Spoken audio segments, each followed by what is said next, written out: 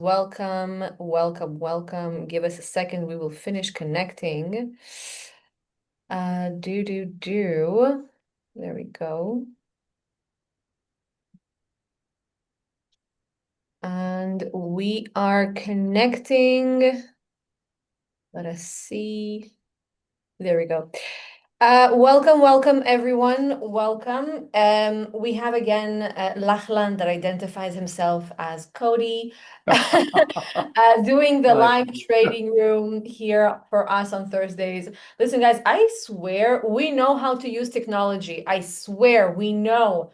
For some reason, the name refuses to change. So for now, Lachlan identifies as Cody until we manage to sort it out somehow magically. But welcome to another live trading room here at the Trading Pit in collaboration with Samurai Day Trading with Lachlan here, Mr. Lucky. I understand that the markets today are very bullish, we said, Lachlan. Was it bullish? Damn. Yep, they were asleep. Now they've gone bullish. Well, that's a good thing for us because we never let a good market movement go to waste. So everybody prepare yourselves, prepare your notebooks, your trading setups, and listen to Lachlan. He's going to guide you through and enjoy today's session. And I will join you later towards the end and we'll speak about crazy stuff. Sounds great. Brilliant. So hi guys and girls, Lockie here. Hope you are magic. Let me share a screen with you. Let me share a screen with you. And we will get on with it. Now, as yes, the name in the software, for some reason, just doesn't want to change. Mind you, with all respect, it's not a bad thing. Cody's actually a very fit guy, probably 20 years younger than I am. So therefore, it's not too bad. It's not too bad in the scheme of things. All right, now I'm going to, let me just move some charts around to make sure you can see what I can see. I'm going to separate that chat function. I get that across here. All right, brilliant. So guys, we've got chat coming through, which is fantastic. What I'm now going to do is let me just do a little bit of trimming in the back, right? So what I do just as we come into one of these sessions is I go and get rid of all of the background. That was my latest YouTube that I'm working on. There's all of the background web processes that are going on because we want as much bandwidth as we possibly can. I funnel towards you guys, which is good fun. So everybody, I hope you're fantastic. Welcome. It is a Thursday, guys. Our volume at the moment, guys, again, when I started getting ready for the session about 2 hours ago, the volume was sitting at around about 28,000, and it was really low, sort of bopping along, sort of anticipating this 9:30 p.m. news. Now, as it turns out, the volume's jumped from around about 25,000 now to 42,000, and is actually climbing quite quickly. And that's because we're in 60-minute chart trades to the high side. So what we're going to have to watch, particularly for the NASDAQ and the S&P 500 traders, is those 60-minute trades normally run for around about 3 hours. So there's really good spots. As Alan said, guys, the market's a little bullish today, which is good fun. There's some really good spots for these guys to push up and fail. So again, I do believe we're going to get the same thing on Europe. So welcome to the session. Again, guys, I'll start out by saying big thank you to TTP, guys, for allowing us to run these sessions. They're always good fun. So why did we run a live trading room, ladies and gents? For those that are used to what we ultimately do, in fact, guys, a little bit of a news flash. I was talking to Alan before, and we had more than 100 people last time we were running the session. There's more than 100 people watching us on just one form of social media. Now, it wasn't LinkedIn, it was Twitter. There's more than 100 people watching us on Twitter. So the word is spreading, which is really exciting. So if you are out there in the world of Twitter, and you do want to trade with us every day, then obviously don't be shy, guys. You can come and work with Samurai 5 days a week, and we'll get you rocking and rolling. Now, why is it, guys, that we use live trading rooms? Basically, immediate proof of performance. What we want to do is build your confidence in what we're doing, and ultimately that's it in the strategy, but also our approach to how we analyze the markets. What we're also doing, guys and girls, when it comes to live trading rooms is there's absolutely nowhere to hide. So you can't basically do a forecast of, I think the market's going to do this over the next 4 to 5 hours. You can't do that on a 5-minute chart. It's really, really quite accurate. It's really quite accurate way of trading. It's also a really good way for those of you that are looking to become professional full-time traders. The 5-minute chart is a phenomenal chart to trade if you are a futures trader. And naturally, guys, you've got an opportunity to ask me anything, which is basically a format. If I talk about something, there's a lot of commentary to go through today, guys, regarding where the markets are likely to go to. So if I do say something, if we draw a conclusion about what the market's going to do, it's very, very easy to make you aware of why it's doing it, and we rock and roll from there. Now, one thing I will mention, guys, about the live trading room, as we move very, very quickly, guys, towards daylight savings changing in the US and also in Australia. As at the moment, we've got US closed live trading room that's going really, really well. As those numbers will build as we move into summer. So keep an eye on that US closed trading room. As the markets move significantly faster than what they do for us. As a result, there's a little bit more risk, but there's also an opportunity to do very, very well in the US close, particularly for those that are based in Australia. Guys, some people in Asia, obviously Europe and the US, it's a really, really good time slot. Now, moving on, guys, compliance. We need to go through 4 very, very key points. So I'll run through them as quickly as I can. Firstly, guys, we're going to be trading futures. Some of you are trading CFDs today. What does that mean? There's risk. There's 2 risks, actually. There's the risk of making money and also losing money every time you take a trade. Because both of those instruments are using margin, which means you borrow a little bit of money every time we take a trade, that means that the risk is increased. Now, quite often people focus on the negative risk, like, oh my gosh, there's a risk of losing money. Sure, there is, but there's also a heightened risk of making money. So what I'll do, guys and girls, on every trade is I'll suggest a risk control point for you. I'll suggest a short range target, a long range target. And if we do get a run to the high side today, which I do believe we're going to, I think we're going to get a really nice run to the high side. I think that's going to fail at key Fibonacci levels, and then we're going to get a run down. If that is the case, we'll be able to use a longer range target and a fast risk control point on both trades. As having been around trading for a little while, so those that know my history, you know I've been literally a full-time trader and educator since 2009. May I suggest the best traders I've ever worked with are those people that use an early first target, so they've made some money. They reduce their risk on the trade so they can't lose any money, and then they get on with the job of trying to make as much money as they possibly can on a second position. Now, if you only trade one position, guys, you can still control your risk, where I'm suggesting control your risk, guys, and let your profits run. Because a lot of people out there in the world, guys, that get excited with a 1-to-1 risk to reward ratio, I almost guarantee is a big word, guys, but I almost guarantee that we'll pick up a trade today that's got a risk to reward ratio that's at least 50 times in our favor. So don't forget that you can modify your risk to reward ratio on the run. Once you're in a trade, you don't have to leave your stop loss where it started and your target where it started. As the markets move very, very dynamically, and I tend to find if anybody's out there in the world trying to sort of put a cookie cutter solution on the market, like I'm going to do a 1-to-1 risk to reward ratio on every trade, otherwise I'm not going to take the trade. That's a very, very static way of trading very dynamic markets. I want you to be very careful. As the moment you start putting a static filter over a dynamic market, normally the performance of your trading system starts to crash, and that's what we don't want. Now, guys, everything we're doing today is general information only. Obviously, the past performance of all financial products can no longer be used as an indication of future performance. And market risk factors, ultimately, that's a lot of information there. What does it mean? We're basically trading leveraged instruments. We're trading over the internet. I'll do my best to guide you in and out of the market as I can, but because we are trading over the internet, as you may not necessarily get filled where I want to get filled, and you may not necessarily get out where I want to get out. I do think today, the market is going to take off and go quickly. All right, that's my little hint.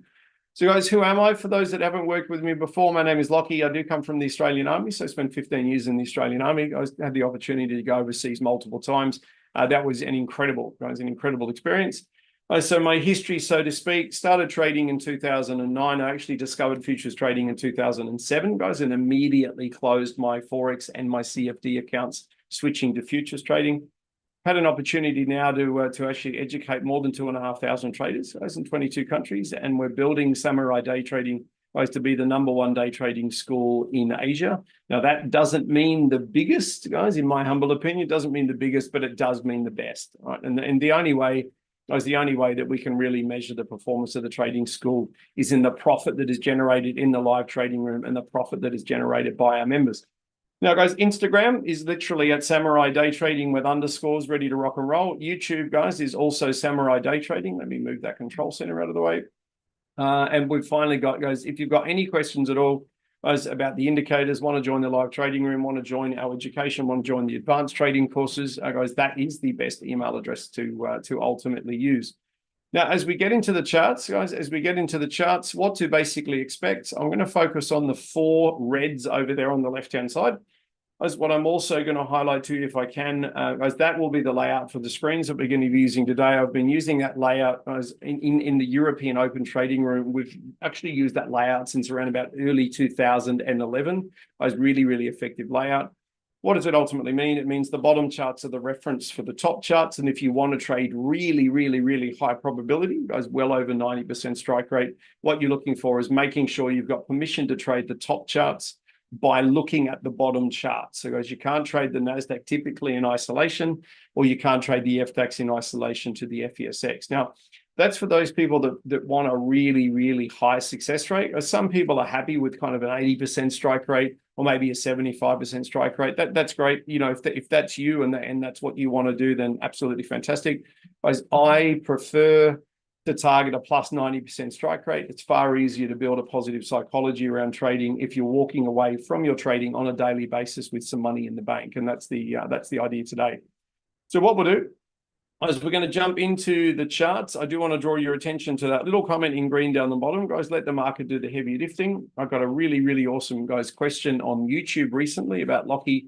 Exactly what do you mean by let the market do the heavy lifting? All right, so let me explain that to you. Guys, I'll get rid of PowerPoint, bring up the charts. What we mean by let the market do the heavy lifting, guys, is the market will ultimately tell you exactly when to trade, exactly when not to trade. It'll tell you when to get in. It'll tell you when to get out. It's going to tell you how much risk you need to carry on the trade, what your suitable target is, and generally speaking, guys, how long the trade is going to be going for, as otherwise known as trade duration. So everything, dare I say it, everything is defined for you by the market.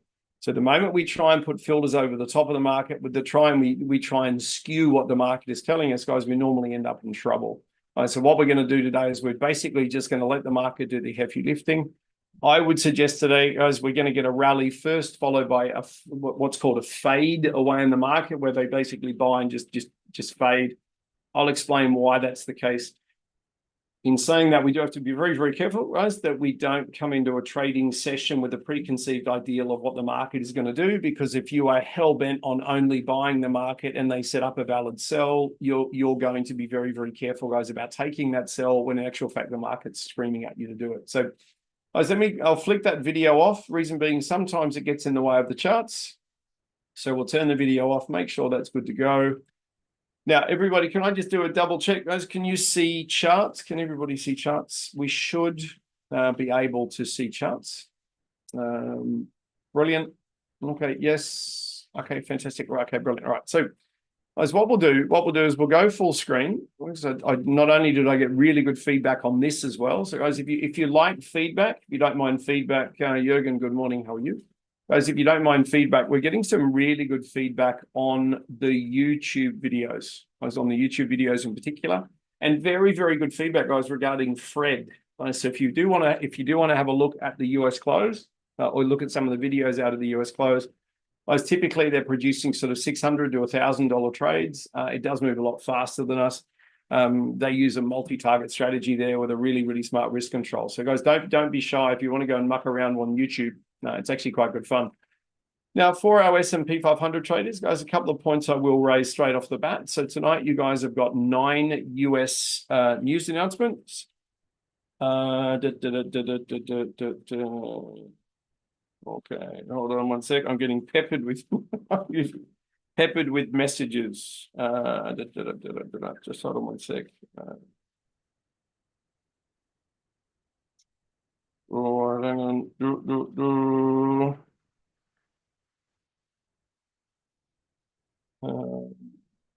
Okay, right. So we'll keep going. So guys, S&P 500, you guys have got 3 red flag US news announcements at 9:30 p.m. tonight. Guys, you've also got 9 US news announcements, and you're also in a static bar reversal long, guys, on the daily chart. So what does that say to me, guys and girls, straight away? That says to me that the anticipation is the news is going to be positive tonight. If anything, it's going to be relatively good. It might not be like, wow, this is incredible, guys, but it's going to be relatively good. Now, this leads into what the 60-minute charts are doing and also what the 240-minute charts are doing. So what we're going to keep an eye on today is 6,300. I'm going to put this down through here, 6,300. Is really, really important level, guys. It's a 4-hour swing trigger long. Now, at this point in time, we don't quite have the trend, but we literally may have just switched the trend. Right, we're about to switch the trend, guys. So this looks a lot like a 4-hour swing trigger long. Now, why? Well, I said it looks a lot like it is a 100% 4-hour swing trigger. What does that ultimately mean, guys? It ultimately means that at this stage, the 4-hour chart traders are going to try and push up to these key 4-hour Fibonacci's. Now, hiding up here as well, guys, we've got a key blue Fibonacci to the 200% extension. Now, you can see that they've honored that 200% extension multiple times. Guys, 4-hour Fibonacci there. So for the S&P, guys, if we get a good little buy and we can hold that little buy, we want to try and hold it up to around about the 6,320 mark, right? So 6,320 would be really, really brilliant. What I do love, guys, what I do love is, again, beautiful static bar reversals down here on the 60-minute chart. You can see here we triggered a 60-minute SBR at 2 o'clock my time. Guys, that's the 3 o'clock candle. This is the current going to close at 4 o'clock. These guys have gone a very, very, very long way, guys, very long way to the high side. There could be a Fibonacci extension at work here, guys. Very, very hard to find on the 60-minute chart. So we might have to drop down to the 15 and find that Fibonacci extension. Now, that is it's a beautiful bull run. It was a beautiful bull run on the 15-minute chart. Look at this. At this point in time, they're outside the range of that Fibonacci. It's probably going to be a dominant candle extension. It's probably going to be dominant candle extension. I have a sneaking suspicion these guys may have gone. I say may have gone as far as they can go. Yeah, I'm loving an initial buy, guys, and a sell down. Now, I've left this original 60-minute chart Fibonacci on. The reason being is not only are there pivots behind there, but if we fail to buy above and hold above and we close back below the 60-minute, they're probably going to try and run back down here to the 38 or the 23. So there's a potentially really, really lovely rundown.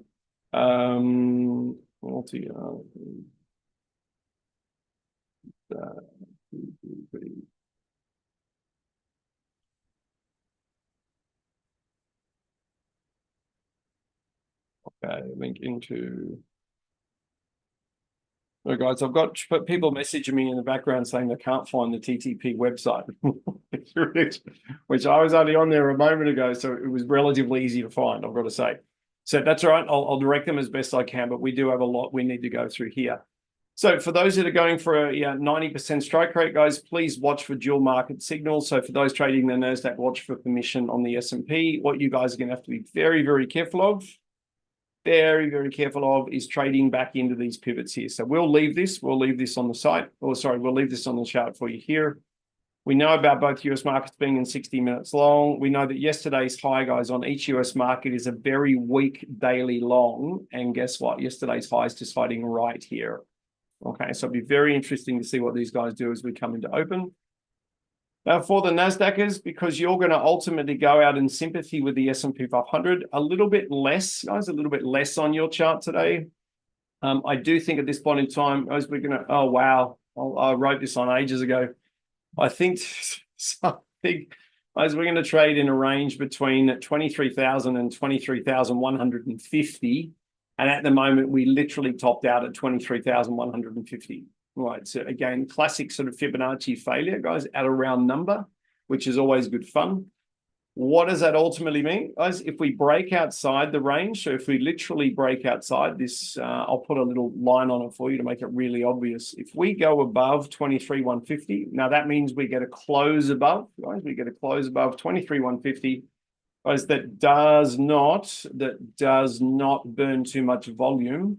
then we're likely to move to the R1. If we get above, the R1, these guys are going to basically hold long to 23225. Those 23225 is up here. That's the 2025 high. So if we do get bullish today,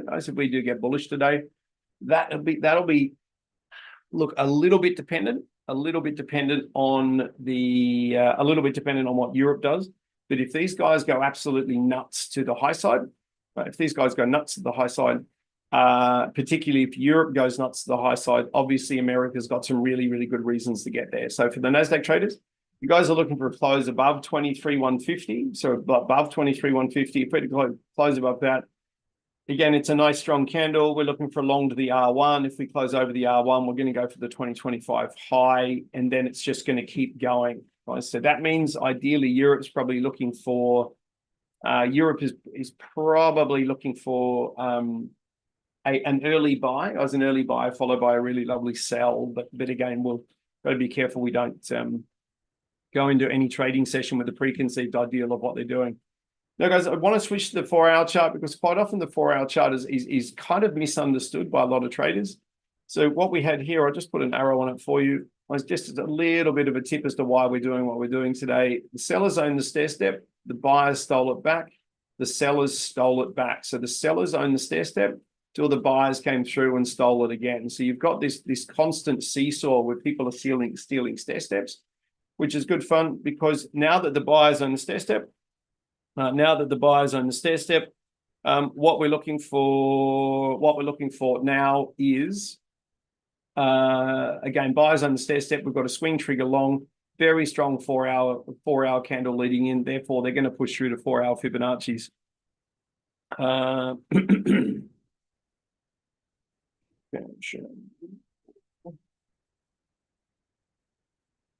Okay. Now, so what I think is, I think the buyers on the NASDAQ are going to keep buying. I am forecasting, guys, not that I do much forecasting. Diane, how are you? Hope you're brilliant. I'm forecasting that the news tonight will be relatively positive out of the US. Guys, relatively positive. It'll be enough to push it up. Guys, if it's super positive, you'll see NASDAQ breaking all-time highs. Guys, if it's not ridiculously positive, I still think it's going to buy. Okay, now let's go across to the Europeans, guys, because there's a fair bit going on over here. So first and foremost, 4-hour Fibonacci. I'll go full screen for you guys. We've got reasonable time, guys, reasonable time. So what I want the FTX traders to look out for, sellers own the step on the 1440 chart. Watch for reversals long, right? So let me show you here. In fact, the sellers have the buyers have just stolen the stair step, guys. This could be a false break. The failure at that Fibonacci, quite amazing. All right, so at this point in time, when I was preparing, the sellers own the stair step, looking for really lovely reversals. I'm still looking for reversals long. What I'd suggest, guys, at this point in time, we might sell down. We might close the gap from yesterday. We might then turn around and try and close this gap all the way up the top of the chart, which is all the way up the top. All the way at the top here. So that gap up there, is going to be a very, very interesting place for these guys to go. Now, flip side of that, dropping down to the 240-minute chart, guys have got to be really, really careful coming into this session, what we're up to. Okay. All right. We've got to be very, very careful what we're up to. As at this point in time, buyers have stolen the stair step. That brings into account all previous reversals short. There's an incredible reversal short here. As I note that we're on a 4-hour chart trade, the buyers have pushed up really, really convincingly to 4-hour and daily Fibonacci's, which means we're probably going to sell back down to daily Fibonacci's. Ideally, the 4-hour 50 fib, is all the way down here. Nice. There is the 4-hour 50 fib. Let me just go here, F12, 4-hour 50, 4-hour 50%. Whoops, hang on, let me fix that for you. 4-hour 50%. Oh dear. Oh dear, 4-hour 50% is down here. As that's where these guys, if they're doing their traditional sell this is where they're going to be coming down to. Now, the flip side of that, guys, a couple bit more detail. Okay, these guys are famous for touching the gap 76. All right, at this point in time, I was measuring the gap 76 as it's running across this Fibonacci just here. So if we were to sell down, fail very early in the session and go back the other way, guys, it could be a gap 76, could be a gap 76 close. So we've got to keep an eye on that. Now, a couple of notes for those guys, a couple of notes. The gap to close to the high side, guys, is 24553. That's a very long way from where we are now, guys. But if we do get a really bullish day, particularly off this US news at 9:30 p.m. tonight, don't be surprised if it goes there. 24,300. Well, it's 24,300, absolutely critical level in the market. If we close and hold below, guys, 24,300, then we are going to sell down to the 4-hour 50 and keep going, as that'll be a failed 4-hour move long. If we hold 24,300, we're probably going back up to those green 76 fibs up the top of the chart. Now, seller's own step, we know about that. They've just stolen it. We are sitting on a 4-hour swing trigger long from yesterday. Let me just double check that for you. Dion, how are you? Hope you're fantastic. These guys look like we're going to buy early, guys. They look like we're going to buy early and then tank, right? So that would be my suggestion, guys, at this point in time. But again, we don't want to go into the session with a preconceived ideal as to what they're going to do. Guys, I'm going to grab some microphones from some talented traders who can help me if I make a mistake, guys, or if they can't see what I can see. Guys, the beauty of what we do, guys, is it doesn't matter, guys. It doesn't matter how much money you or I seek to make today. We don't get in the way of anybody else making money, which I do think is really, guys, I do think is really quite exciting. So as we roll into the open, guys, the one thing we want to be doing on the FDAX is giving it a Fibonacci extension. So I just roll my extension down. DAX extension, thank you, mate. Perfect. At this stage, now there's going to be multiple extensions. There's going to be multiple extensions, which do make it interesting. So guys, typically it'll be the stair step. Extension. These guys did go up first and then they came down. So at this stage for the 133 Fibonacci extension traders. Climactic volume on FDAX. Okay, let me just double check that. Where's my climactic volume warning is going off? Okay, it'll be the 60-minute chart. It is the 60-minute chart. As these guys are looking very strong, guys, very, very strong to the downside after a high side push. So after a high side push. Now, again, I believe we're at the 133 fib extension, guys. There are going to be other extensions here. So if these guys do plummet to the downside,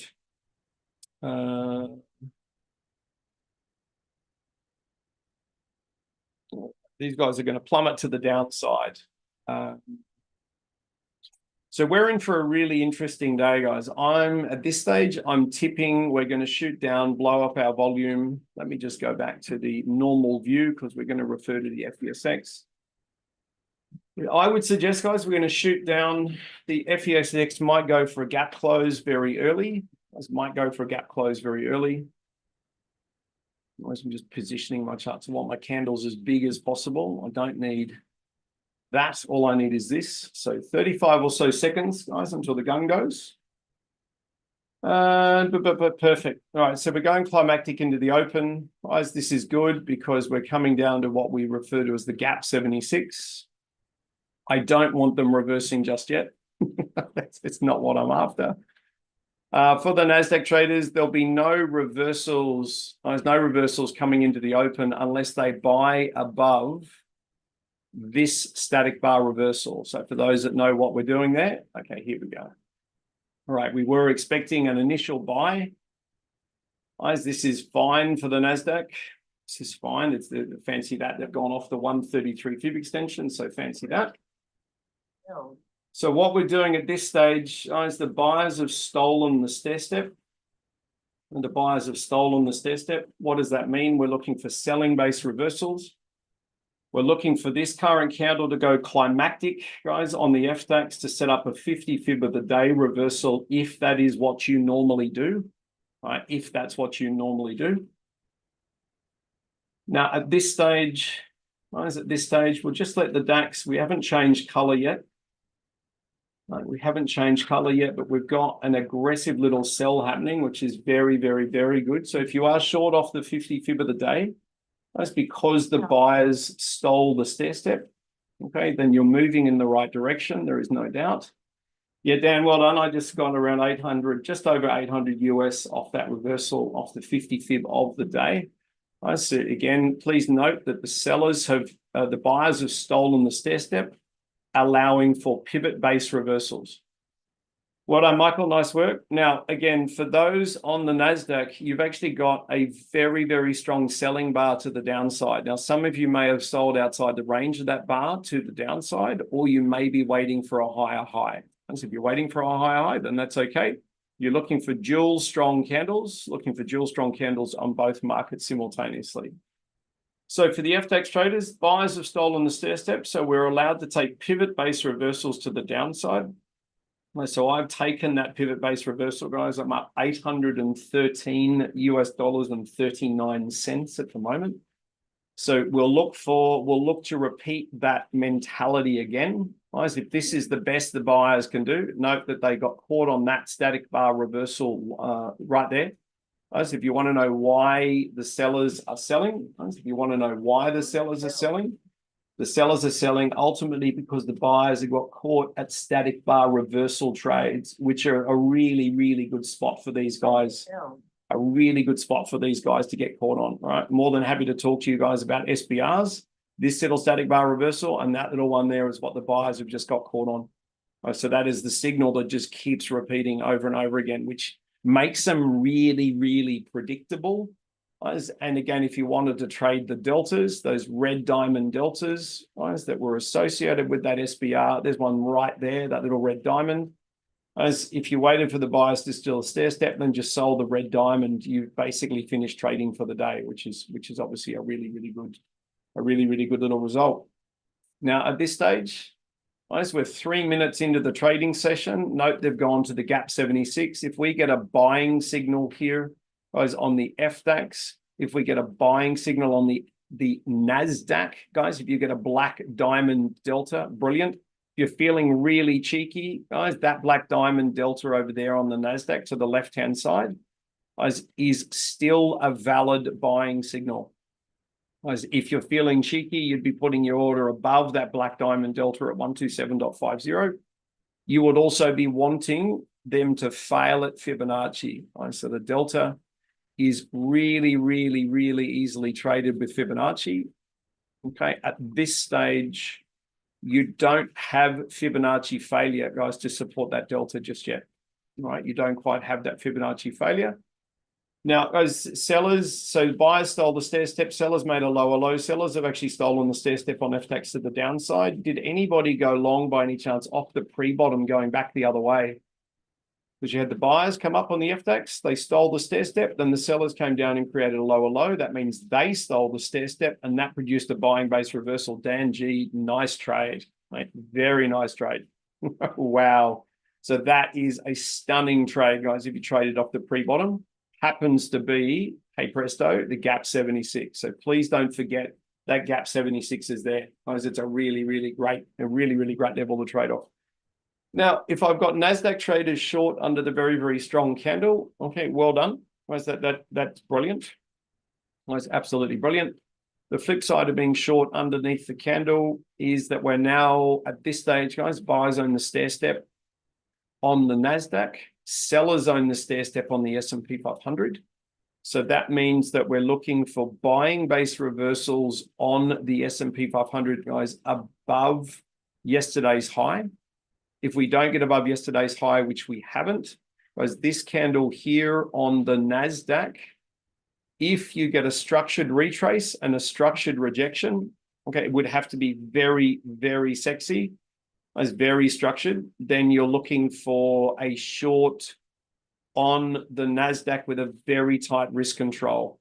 Now, again, we don't have S&P 500 agreement to the downside, but we do have the S&P saying, hey, you can short the NASDAQ if you want to, because I've just got pushed back below multiple pivots.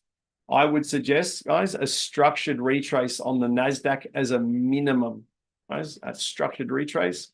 That means we're going to draw a Fibonacci down the candle. We're going to catch them on the way up, which you've just done, guys, you've just done. Now you've put your sell order on. You're looking for a 12, guys, a 12 to 16 tick risk control point. Well done. A 12 to 16 risk control point with a 20 tick first target. Guys, so my crosshair is your 20 tick first target, guys, which is down here.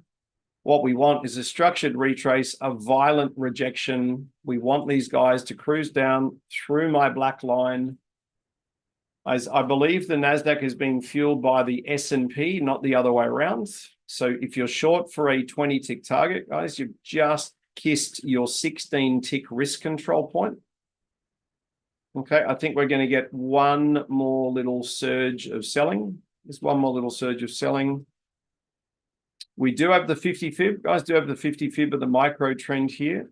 Okay, let me just check the S&P, because if the same thing is on the S&P 500, guys, then most people will have triggered their risk control point. Yeah, I've got the same thing on the S&P.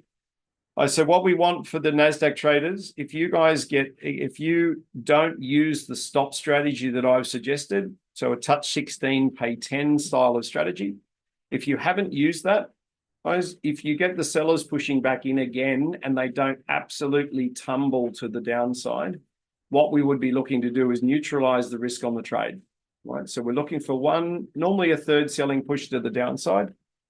Because the stair step is owned by the sellers on the S&P 500, we basically have US charts in conflict. So the NASDAQ is trying to sell, the S&P is trying to buy, but the S&P is buying back into pivots, which generally doesn't go very well for it. Right, so if you are a NASDAQ trader, really good way to trade the NASDAQ is with a really tight risk control point and big targets. And if they don't run, guys, that's okay. We just turn it around and send it back the other way. Now, FDAX, at this point in time, I haven't got a second signal for you. At this stage, I would be looking, guys, for the FDAX traders. Again, we don't want to trade in the last 90 seconds of the candle. All right, so we've got around about 21 seconds to get a lower low and pick up another reversal off the pre-bottom. Or we're going to wait, guys, for a brand new signal in a brand new candle. Okay, now I note with interest, if you are a 133 fib extension reversal trader, guys, they're basically buying off the 133 like they did last time. Whereas last week with TTP, we were selling off the 133 multiple times. For the 133 fib traders, you might be buying. Now, guys, I've taken one more 5-pointer on the FDAX, so I'm now sitting at 1,046 US dollars. I'll probably pull up stumps on that one and just focus, guys, on your profitability. For the NASDAQ traders, guys, we've been through the pros and cons of what we're doing. At this point in time, guys, if the S&P closes underneath the 50 fib of the micro trend in 58 seconds, we're going to see a sell down on NASDAQ. At this stage, I'd suggest the environment is moving towards selling versus buying. But NASDAQ, as we are under the 50 fib of the micro trend, which you can see on your screen, if you are using a touch 12 to touch 16 ATM, your ATM is already triggered on the trade, meaning it's basically a scrub trade. Lee, beautiful trade. Great to have you in the LTR. Nikki, Nikki K. Well done. Very excited, Nikki, that you're coming to Bali. That's going to be hilarious. Guys, no new trades on NASDAQ, please. Guys, no new trades on NASDAQ. As you guys have picked up the classic 50 fib reversal here, guys, buyers stole the stair step climactic opening candle, failed at a pivot, giddy up. Guys, absolutely perfect trade. All right, now for the FDAX, as for the FDAX, we're going to get rid of that Fibonacci. We don't need it anymore. Okay, you're going to get rid of that Fibonacci. Again, we can, at this stage, guys, we're expecting the FDAX to potentially go and close its gap. What's the other fib we can get rid of? That 76.4. Is that one there? I'm going to get rid of, no, I got rid of the wrong fib. That's all right. I'll get rid of that one there. We'll come back to that in a second. So what we want, guys, what we want for the FDAX traders is you guys are now looking for pivot-based reversals.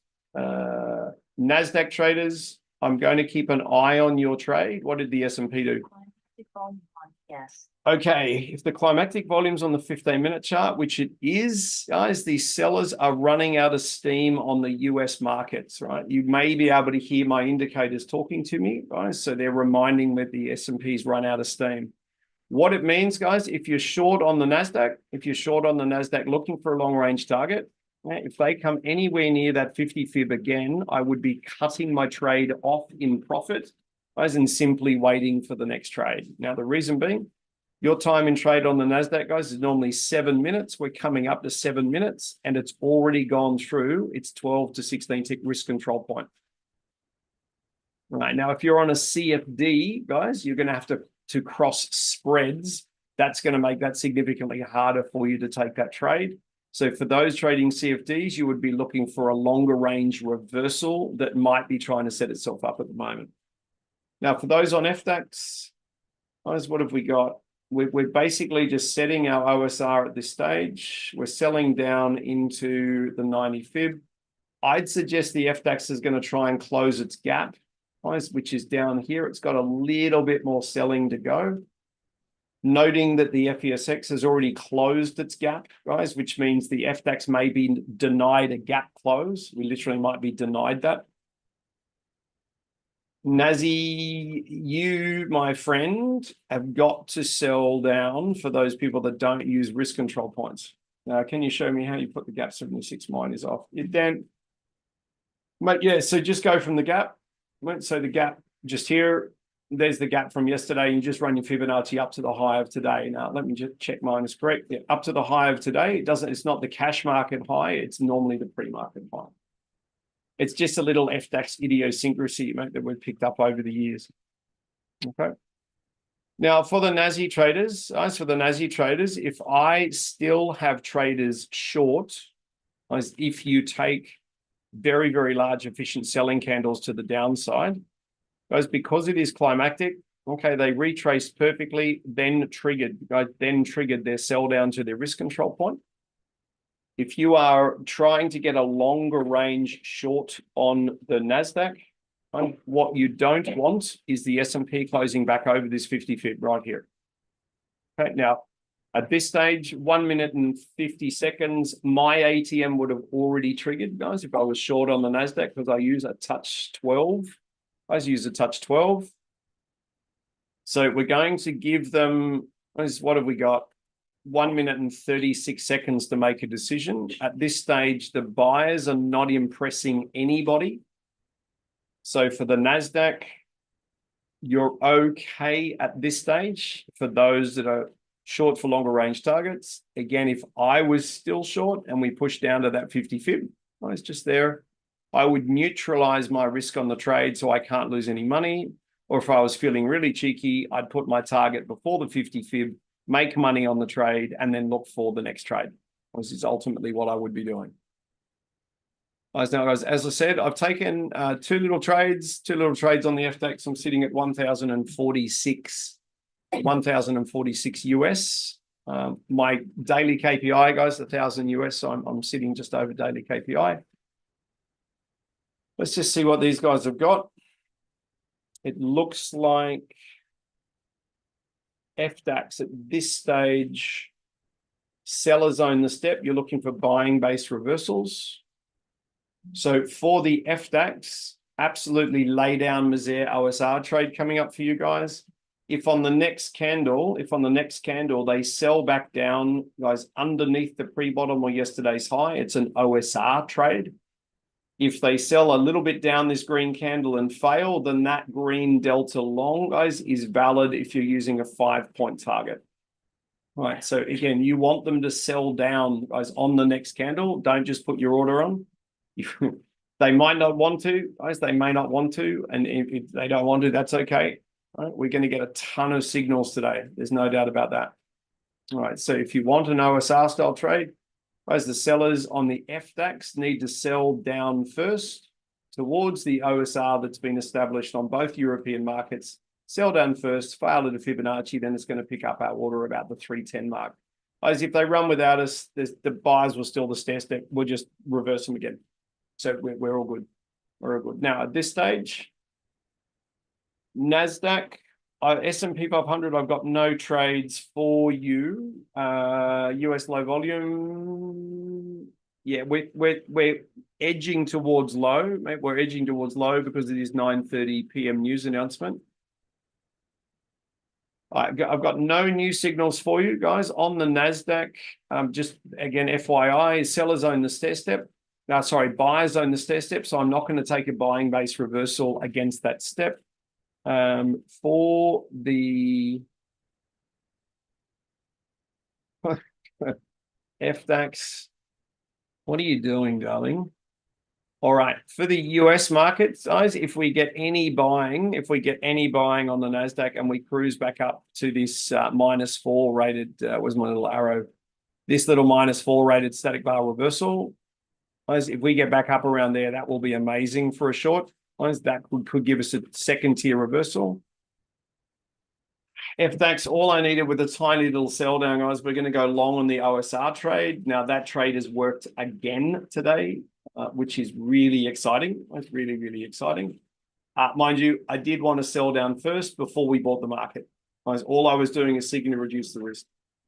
That's all I wanted to do. But again, today, guys, they don't want us to play with the risk. So that's all right. That's all right. So we'll let these buyers steal the stair step here. We'll let the buyers steal the stair step. US traders, obviously the S&P is closed back over the 50 fib. That was the nemesis for the short. I finally made it. Craig, how are you? Mate. Hope you're brilliant. So no new trades, guys. No new trades for the American traders at this stage. FDAX, your next trade, guys. So we've basically failed at the gap Fibonacci's perfectly. Your next trade will be an absolutely stunning short, guys, off the 76 fibs. Guys, particularly if they push up towards the top of the OSR, guys, if they push up to those 76 fibs and get sucked back into the OSR, incredible trade. Now, guys, we're not going long on the American markets because the S&P's back into pivots. What does that mean? We're looking for shorts. So if anybody is short, guys, on the NASDAQ or underneath that orange candle, guys, if you are still short, trying to hold short, you still don't have a counter signal long, right? You don't have a counter signal long. So what does it mean? If you are short, you can basically try and hold short for up to 15 minutes, guys, which is 1, 2, 3. So around about 1 minute and 45 or so seconds to go. That one's gone nowhere near its stop loss. I said, do I have anybody short, guys, on NASDAQ that's holding short? Is anybody short that's holding short? Because if you are, yep, Remy, nice work, mate. Nice work. If you are, then absolutely brilliant. Because I can start to strip Fibonacci's here. FDAX, there is a short setting up underneath the 50 fib of the day. Now that is an entry point at 338. Now, what I would love, again, we've pushed up to the OSR, guys, and failed. Let's fancy that. So what does it ultimately mean? If we were to now push back under the 50 fib of the day, it's going to be a really nice trade. I don't want you to enter that trade in the last 90 seconds of the candle. So we might be looking for more of a push. Guys, we might be looking for more of a push. Ideally, we want these guys to close inside the OSR. We don't want them to close above. If they close above, it's okay, guys. It means we're picking up a valid buy signal on the FDAX, and we're going to try and trade it back up here. All right, so it all comes down to the close of this candle. Again, if you are short on the NASDAQ, guys, if you are short on the NASDAQ, you're going to try and stay short until these 76 fibs and this pivot. All right, now we've got the sellers owning the stair step on both US markets simultaneously. So we've got that dual market agreement that we were speaking about earlier today. All right, so if you want a 90% strike rate, guys, again, we're looking for a sell down on the NASDAQ to these 76 fibs, guys, and we're going to buy the NASDAQ. All right, what we want is we want a sell down that gets below this pivot, guys, a nice little sell down, gets well below the pivot, then we pick up the buyers coming back the other way. FDAX, guys, you have closed above your OSR and then gapped onto it, which means I can't send you long or short. My preference is a short. That's my preference is a short. Yeah, I know, Andy. So So my FDAX preference is a short. What do I mean by that? The buyers are going to push up here. Let's test these key Fibonacci. Everybody see this static bar reversal here? Amazing, guys. Amazing static bar reversal position. Fibonacci coincidence. Incredible. Let's see how we go. What did Remy get? There's lots of talk there. Remy, you got 100 times 4. That's a great trade, mate. That's a huge trade. Right, so well done. That is fantastic. Now, let's have a look. So at this stage, for the NASDAQ traders who are looking for a long, you want the sellers to sell down, move down through these Fibonacci's here in this pivot, fail badly, and then pick up your order going back the other way. Now, guys, if you want to be really careful, sort of a 102.50 would be smart. What's a 102.50? Remy, yeah, mine's done, mate. I'm $46 over my 1,000 US KPI. So for those that don't know, my KPIs in the live trading room are 250, 500, and 1,000 US dollars. Guys, if it's a difficult moderating session, I'm normally happy with 250 US. If I can get an early, really structured move. All right, there we go, guys. There's a touch of the 76 fibs. Now, again, if you are a single touch reversal trader, guys, if you are a single touch reversal trader, you may have gone long on the NASDAQ. If you look for the candle to push down through the Fibonacci's and key levels and then come back, you're probably not long at this stage. FDAX, keep a very close eye on these guys, please. Your volume is still okay on FDAX. Again, if you're a 76 Fibonacci reversal trader, guys, if you are that trader, note that they've come and kissed this static bar reversal perfectly. If you're really good, guys, if you're really good, again, you want them to push just above that entry point.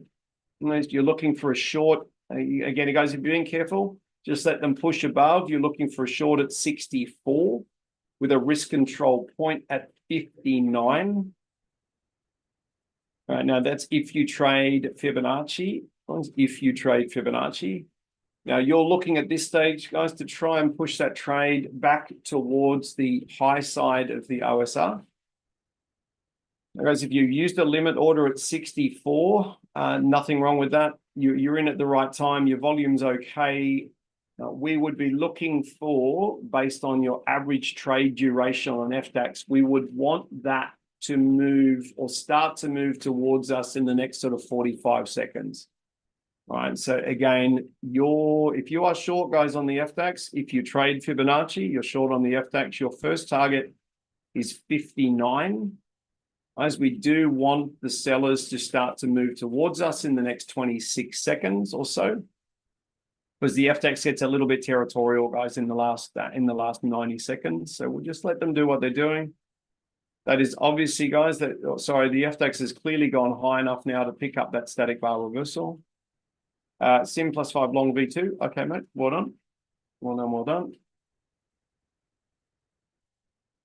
Okay. I'd suggest, guys, FDAX, I'd suggest this is going to go the right way. They're just taking up a little bit of time to make their decision. It could be because the volume is starting to reduce. So for the FDAX traders, if you're over your daily KPI or sitting just under your daily KPI, we'll start to get really selective about our trades. What does that mean, guys? Once we're at our daily KPI, we don't keep going. We basically say, all right, we've made the money. We'll come back tomorrow, do the same thing again, just do it over and over and over again. Now, that doesn't make this trade not valid. It just means that as the volume starts to get a bit skinny on the market, the trades take a little bit longer than we would want them to. What have we got here? Okay. At this stage, I can't give you a new trade on FDAX. Guys, we've just retested and failed at the 76 Fibonacci's again. The FESX is stuck inside its OSR. Now, what are these guys going to do? All right, we have, so for the FDAX traders, guys, I can't give you a new trade. The trade that you are in is 100% mathematically valid. All right, there's no question about that. If we find the volume drops out of the FDAX, guys, we will get a volume increase at the turn of the hour.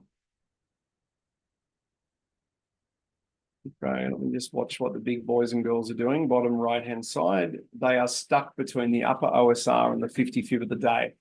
So if you are short on FTX, guys, mathematically, your chance of going through 359, boom. Your chance of going through 359 is very, very high, like 99 point something % success rate.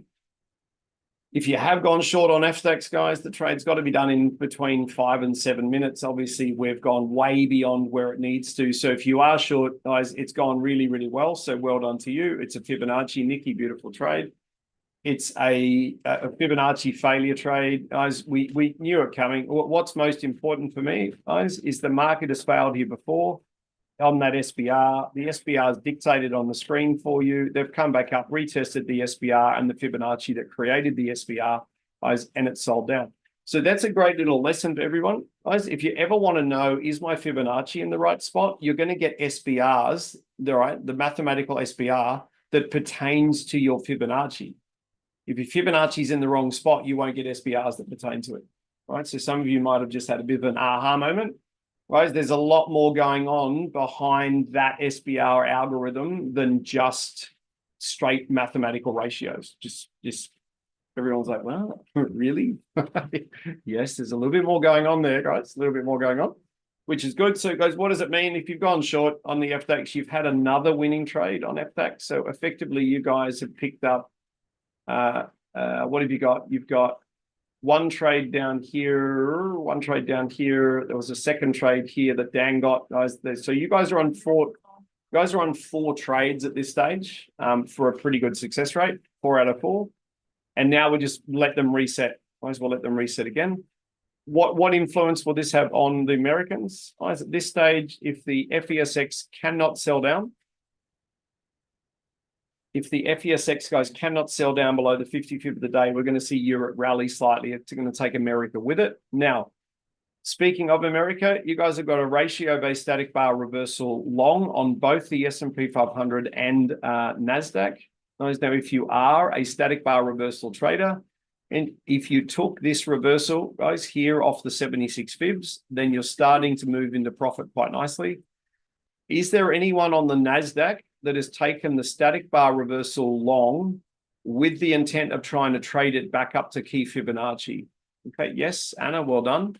So Anna, your key Fibonacci at this stage, your key Fibonacci is going to be this Fibonacci just here. Right, so that's what we're going to be aiming for to the high side, that little green one right there. 50 times 5, Craig, nice work.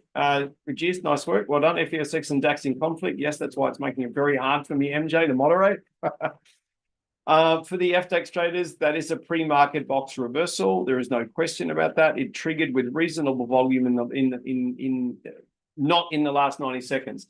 So for the SBR traders, guys, for the FTX pre-top traders, all right, they've cruised back through, hit the pre-top, obviously strangled by the R1. You guys would have gone short at exactly 24380.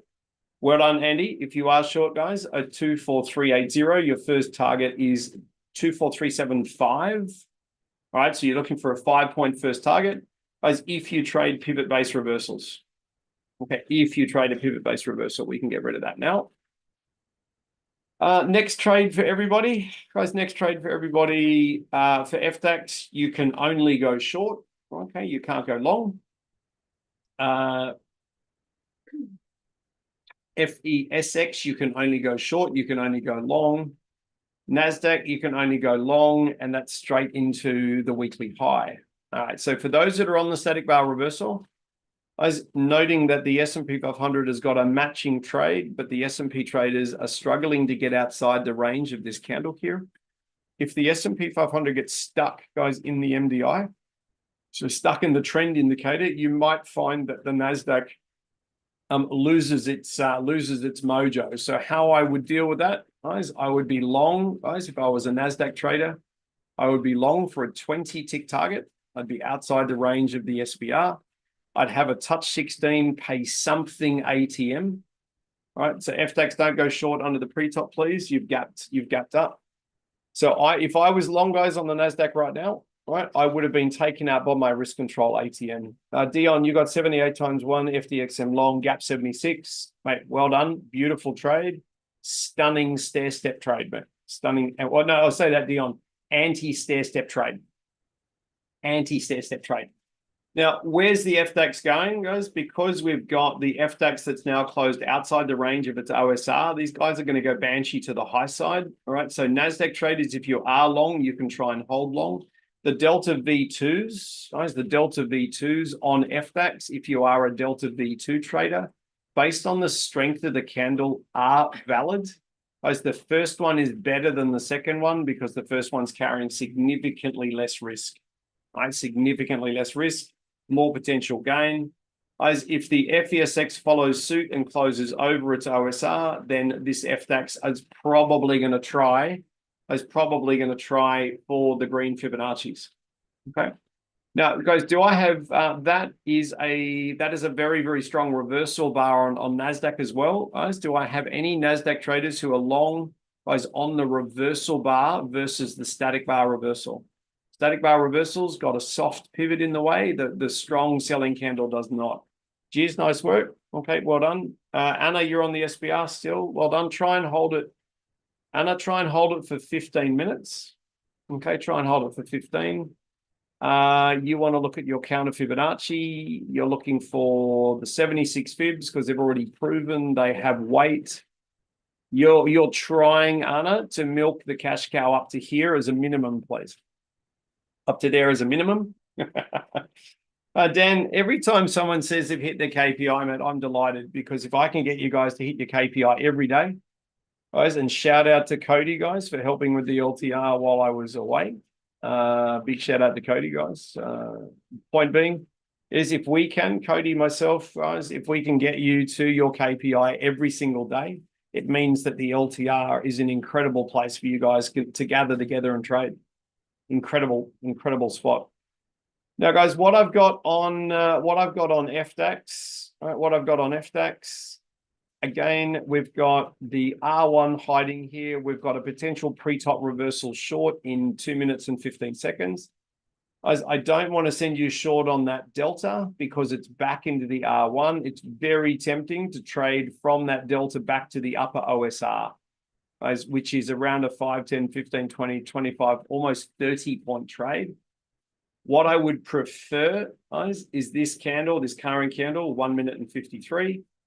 I would prefer for this candle to close under the pre-top. So on FDAX, that blue line running across there. Close under the pre-top, which would be amazing. Then retrace back up, pick up the selling delta above the R1, then run it down through the pivots. Now, we are looking for, Ken, beautiful trade. We are looking for this candle to close under the pivots on FDAX and stay under the pivots. Okay, now this response is solely because the FDAX guys closed outside its OSR. Interesting point. FESX does not agree. What does that mean? FDAX is going to lose this argument. As it loses it almost every day. These guys go a little bit crazy to the high side. They get a little bit overbought, and everyone's like, wow, really? Is the backup trade for the FDAXs, if we don't get a retracement that you guys are setting up in 52 seconds, you're setting up 3 trades. You're setting up a pre-top reversal, guys, if we retrace above 380. Your backup trade is that static bar reversal over there at 364. In a perfect world, the buyers will retrace back up above the R1, allowing you to sell that delta at 389. So that is technically the hardest thing for the market to do. It might decide it's too lazy and can't be bothered. Okay, that would be that'd be fantasy stuff. All right, so FDAX traders, you're looking for a pre-bottom, so pre-top reversal. You're looking for an SBR, guys, an SBR reset, or you're looking for a fantasy retrace back to that delta. This delta V1 is okay, guys. The delta V1 is okay as like an absolute backup of a backup of a backup. Okay. Now, your volatility is dropping, guys. So you're looking at 5-point targets on FDAX for 5s and 10s. Again, just watch your entry, guys. Your entry is going to be the really important thing on FDAX because we do want to smash the first target and risk control real quick. That's ideally what we want to do. Okay, now at this stage, Nasdaq traders on the SBR, that's gone very, very well. We had this really, really strong candle, guys. That's also gone very well. Buyers have just stolen the stair step, guys, on the Nasdaq, which means we're looking for selling base reversals. Okay, selling base reversals, which we don't have any at this point. Okay, if we push back up to the 50 fib of this rundown, if we push back up there, guys, higher high, we'd be looking for a reversal off the 50 fib. All right, at this stage, we don't have that yet, but just be patient because it looks like the buyers might have lost their mojo everywhere. For those looking for a pre-top reversal on FDAX, you've just pushed through and touched your pre-top. Right, so again, look at this. If you guys have gone short, guys, on your pre-top at 380, okay, you might have gone a little bit tighter, guys, at 381. Either way, worst case scenario, oh wow, your first target and risk control point, 375, smashed, guys, in the first 90 seconds of the candle. So if anybody was just handsomely waiting there for these guys to tickle the pre-top, fail again at 380 and come back the other way, guys, note the importance of look at this blue Fibonacci across the chart. This Fibonacci is actually one of the only reasons I signed up to a live trading room when I first signed up, because I had no idea what they were talking about with Fibonacci. I didn't have a clue what they were talking about. Now I've got a sneaking suspicion I know what they're talking about. So for the FTX traders, if you wanted the pre-top trade, you waited for them to touch a pre-top, you went short at 380. Guys, it's gone through the 5-point target and risk control point, the 10-point target, the 15-point target. Guys, if I was in the trade, I would be targeting the upper OSR minus some loose change. So that green line, guys, the buffer zone above the OSR, 357, beautiful engine. Guys, I would be short to 357 from 380. And he got ATM off to you. And he got ATM, that's right. So guys, if I was short on FTX, again, I'm not short because I'm over my daily KPI. I'd be short at 380. My target would be 357. Okay, if I was being really cheeky, I'd make my target 355. So I'm looking for an 80 to 55 as a 25-point target on FTX. So it's 1,000 Aussie dollars per contract. And that trade's looking really good. Boom. If you guys are short, come on. If you guys are short to 355, you are a fraction off $1,000 per contract on that trade. Come on.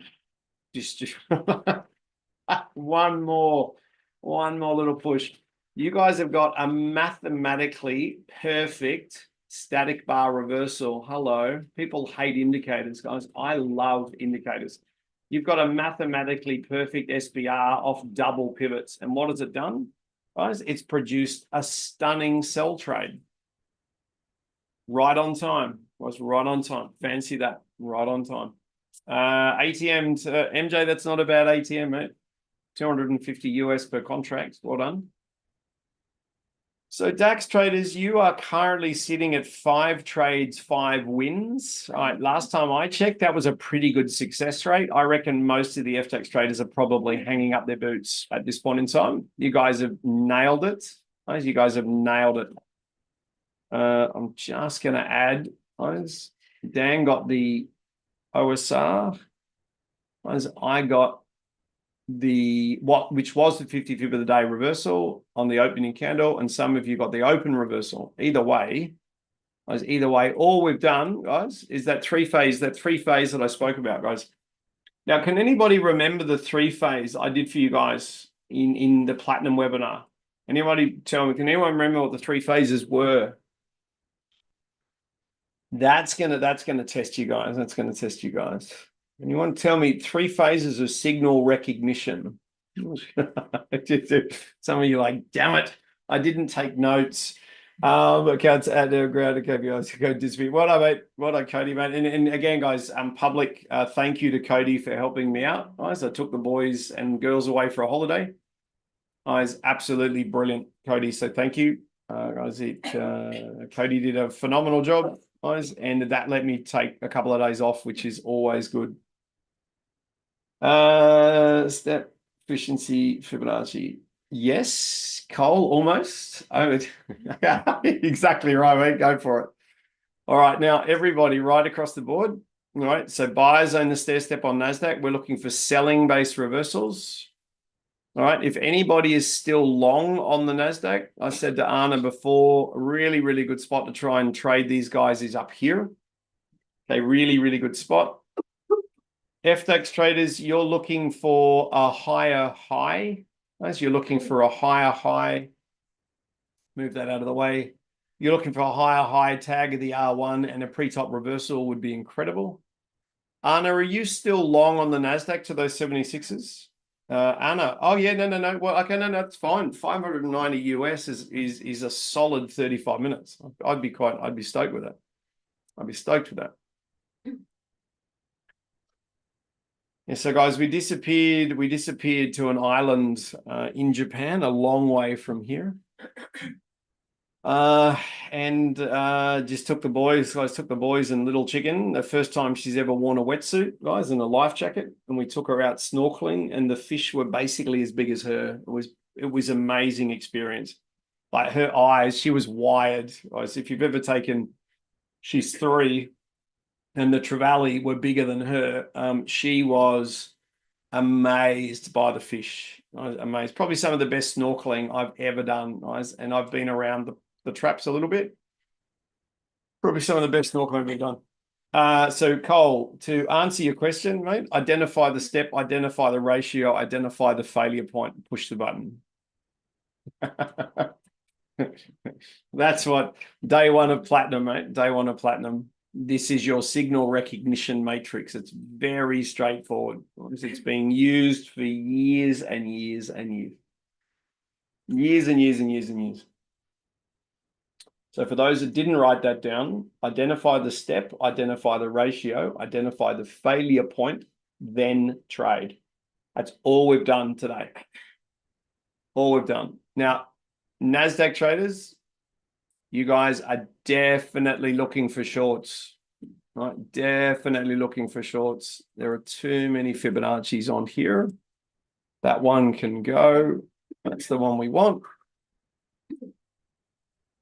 So at this stage, guys, I'm just again, what are we? We're cruising towards the last 15 minutes. FX traders, if you have gone short again underneath the pre-top as a triple failure, then you're going really, really well. I was looking for a higher high for a super high probability 6 trade, like 6 from 6. As we might not get that until the turn of the hour, and we're just cruising towards the last 15 minutes. And for those that know, the FX traders religiously take a break for 15 minutes. Now, anyone tell me why the FX traders don't trade the last 15 minutes with the exclusion of pivot-based reversals? Anybody tell me why we don't like the last 15 minutes? It's not that we're lazy or we're tired. Yeah, MJ, it's the 60-minute trader starting position. Craig nailed it, guys. So in cahoots with what MJ has said, guys, again, our success rate on the FDAX reduces by 70% in the last 15 minutes. What normally occurs is we take a non-pivot based reversal or a non-pivot based trade. Ultimately, the 60-minute chart traders don't agree with that trade, and we end up getting stopped out. And what's even worse is that you're already at your daily KPI. You've already, like me, my KPI is 1,000 US, guys. That's like, I think it's a reasonable goal for the day. I'm at 1,046 and 36 cents. That'll be on Instagram later, guys. So if someone's out there in the world going, really, Lockie, is it 1,000? It'll be it'll be on Instagram about half an hour after we finish today. His point being is that if we can get everybody to $1,000 per day, the live trading room becomes a very valuable asset. Well, Suzanne, it's a great observation. And Suzanne, guys, is learning to trade and doing very, very well in the learning journey. The point being is that if you haven't hit your daily KPI in the first 35 to 40 minutes of the European Open, there's something wrong with the markets. It ultimately means they're waiting for news. Okay, so you should be seriously in the money by now. Okay, if not, MJ, I'm at 846, closer. Well, mate, that's why we do. Guys, I strongly recommend you have 3 KPIs. So for the FTX traders, if you are on one contract, your KPIs, your key performance indicator would be 125 US, 250 US, and 500 US. Right. So you say, Lockie, I've got 3 KPIs. If I can make 125 US dollars per session, okay, that's pretty cool. I'm learning to trade. Awesome. If I can turn it up a bit and make 250, that'd be really good fun. Right, so 250 US starts to add up pretty quickly. You can have 1,000 US dollar weeks. If you're on 2 contracts, guys, you want to double all of those figures. So your KPIs would be 250, 500, and 1,000. If you're on 4 contracts, double it. If you're on 8 contracts, double it. If you're on 10 contracts, guys, which we can't go much beyond on FTX, you'd be wanting to do at least 3,000 to 4,000 US a day if you're doing relatively well on 10 contracts. Now, guys, we're looking for sells on NASDAQ. We're looking for sells at this stage. I'm not seeing anything that's really amazing, guys. I was looking for these guys to buy up to this level and fail, as opposed to doing what they're currently doing. I think it's being driven by the S&P 500. So S&P buyers have stolen the stair step, static bar reversal short. Again, that's Cole, as per my recent comment before, right? Again, identify the step, identify the ratio, identify the failure point. Well, these guys have literally just failed at the 76 fib of the micro trend. So the S&P is selling down, guys, and dragging the NASDAQ, which we did know they were going to do today. We did talk about that before. G'day, Daniel. How are you? If KPI is 20 with 1 contract, when you increase to 2 contracts, what does it mean? KPI is 40? No, it means, so KPI, that's a great question, mate. Your KPI is points or ticks per contract. So if you are on 1 contract and your NASDAQ KPI is 20 ticks, when you go to 2 contracts, your NASDAQ KPI is still 20 ticks. You're just doing it on 2 contracts. So you could be on 20 contracts with your daily KPI as 20 ticks. So your 20 ticks is your, boom, I've made 20 ticks, giddy up, I'm going to leave, I'll come back tomorrow and do it again. And guys and girls, there are a lot of people out there in the world that say, forget this multi-target stuff and, oh, that's all too hard. I tell you what I'm going to do. I'm going to go for a big target on every trade with a really tight stop loss. If I get a big move, I get massive money. If I get a small move, I still make money. And I'm just happy just chipping away. If the market moves in my favor, you know, it's $1,000 day. If it doesn't move in my favor, it's a $200 or $300 day. The absolute fundamental key to that occurring is you must have a high strike rate. I see. So a lot of people in the LTR, guys, a lot of people in the LTR are sitting at really good strike rates. But is anyone happy to volunteer their strike rate? So this week I'm sitting at 100%. Why am I sitting at 100% this week? If anybody's happy to share their strike rates, guys, go for it. If it's a little bit low, guys, then we'll identify why it's a little bit low and have a crack at it. If you're having a really good week, guys, then you're having a great week. Plus 20 times super pre-top again. Okay, well done. So MJ, you took the pre-top reversal again. Okay, I'll put that little circle back on again. So for the FTX traders at this point in time, you've actually got, right? So you've got a double top here underneath the pre-top. So that's the pre-top reversal MJ's just taken. So as I said before, the only reversal we're allowed to take in the last 15 minutes is a pivot-based reversal. Does tech issues in a trade count? Cole, if you've taken a trade and something's screwed up, but the trade went where it was meant to, then me personally, I term that a winning trade. If you've identified a great trade and it's done exactly what you're expecting it to do, then again, I count that as a winning trade. Now, if I screwed up my risk control by bringing my stop down or doing silly things, then I write in my trading journal, this was a technically perfect trade. It did everything it was required to do, but the human did not do what the human is required to do. So the human's got to do a little bit of work on that one. That's how I personally do it. Okay.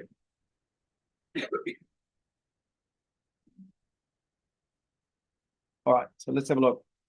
I say solidly into the last 15 minutes. our read, what was our read on the market, guys? We're going to buy early, then we're going to sell. That was going to fail, and then it was going to try and rally, and it hasn't gone as far as it's meant to. That's all right. We've done okay. We've done okay.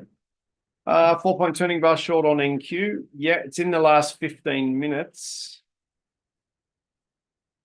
What would be a smarter trade, guys? What would be a smarter trade? Now we've got a really strong selling candle on the S&P. As if the buyers were capable of retracing back up and filling the sell orders at that red diamond delta, as if they were capable of doing that, okay, what might happen is the buyers might push back off the top of the MDI, get above that delta, fill the orders, and then fall back down again. It is the last 15 minutes. So again, the turn of the hour trade, once the turn of the hour trade is going to be up around these Fibonacci's, up around these earlier static bar reversals. As all of these SPRs at the top of the screen, guys, are all valid inside this session.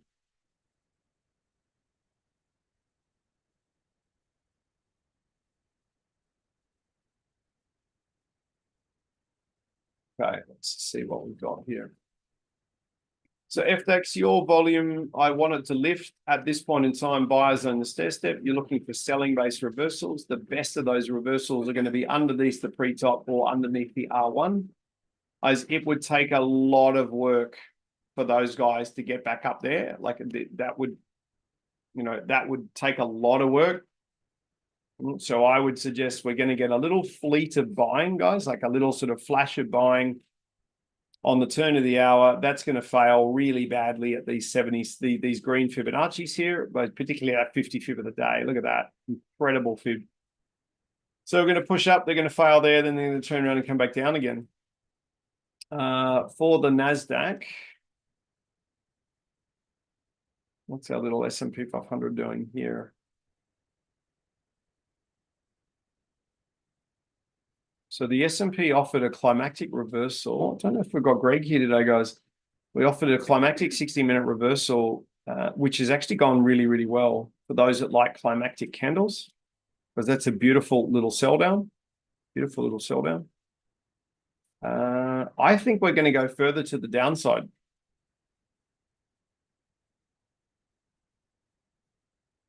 I think we are going to get a really lovely sell down here. Now, did anybody happen to put a sell order on that delta? You might have actually just jagged that. All the buyers have done is just literally buy up to the delta and then grab it. But it's only tagged it. It hasn't gone beyond it. Hasn't gone beyond it yet. So again, guys, we're in the last 15 minutes. My preference for you is to wait for the turn of the hour. So I'm going to grab some water. If you need a water, now is a really good time. Now is a really good time.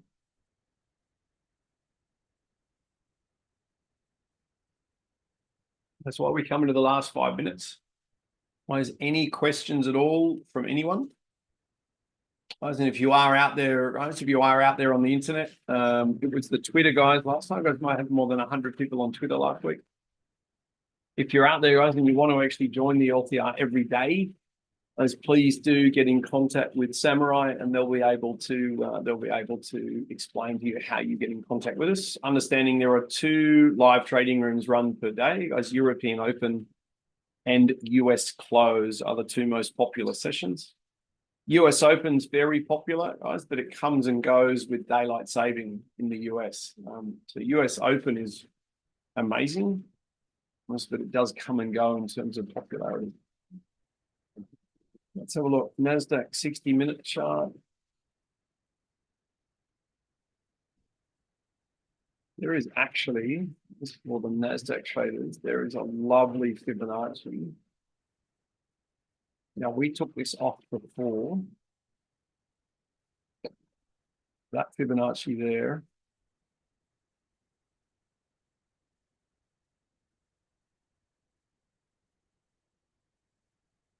Lovely point for these guys to fail on the turn of the hour.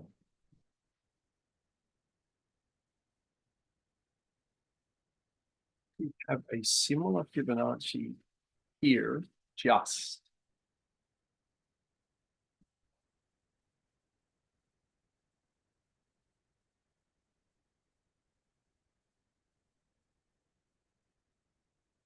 Perfect. Okay, that one. So guys, any questions at all? Any questions at all?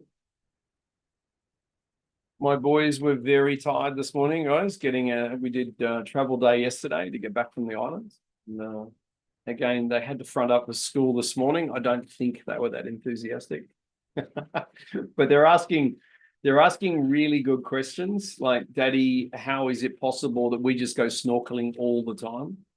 Well, that's a good question. That was the boys' first sort of decent snorkeling, the decent sort of guided snorkeling trip out into slightly deeper water, and they're now mesmerized by the concept of scuba diving. I think that's incredible. So we'll just wait. Let's just wait and see what happens. We've got no new signals setting up. No new signals. Again, marketers, this is where we've got to be really careful. In the last 15 minutes, we don't get caught on the wrong side of the 60-minute close. At this stage, S&P 60-minute chart traders would suggest they're going to go down after an initial buy. For the FTX traders, they're going to go down a long way after an initial buy, guys, but the initial buy won't be that impressive.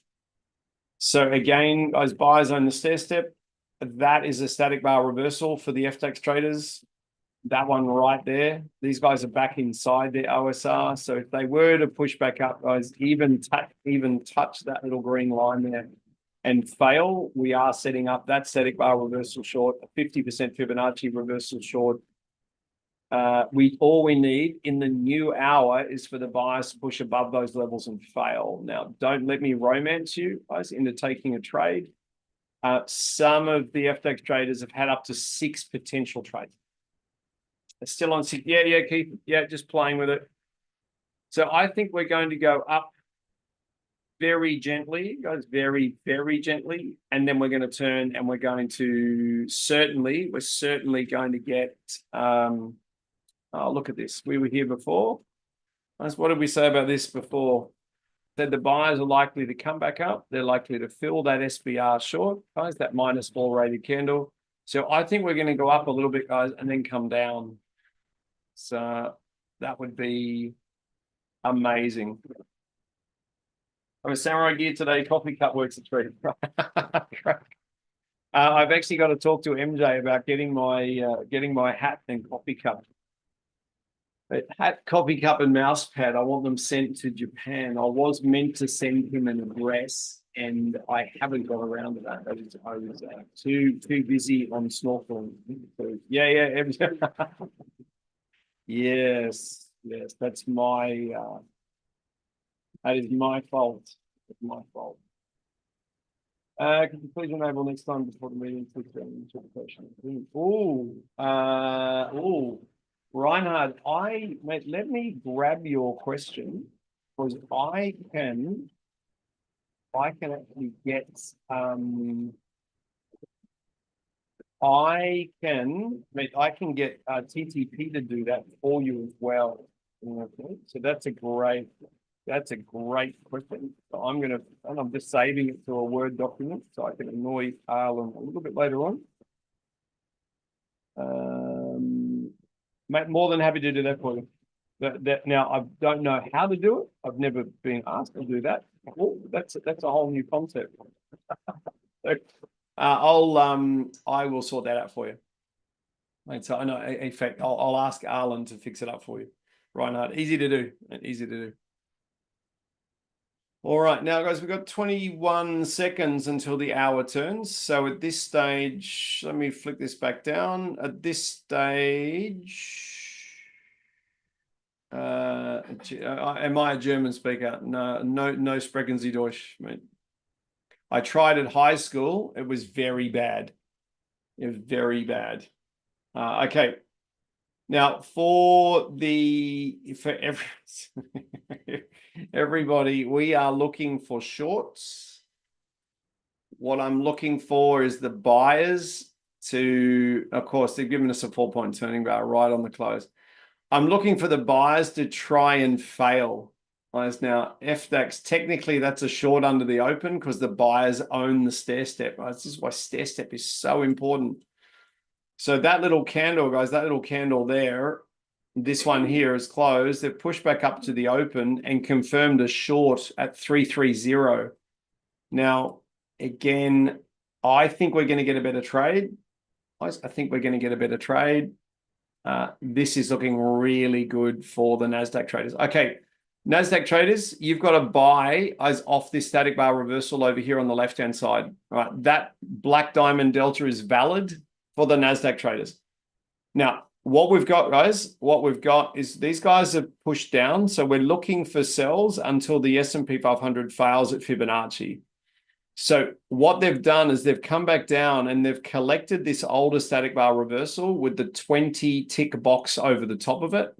Guys, so they've collected that.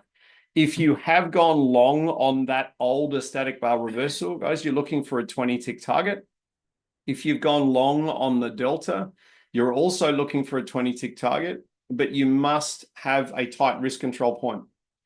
Okay, you must have a tight risk control. Geez, you've already picked up the SBR reset, mate. Very, very well done. Okay, no, mate, that's fantastic.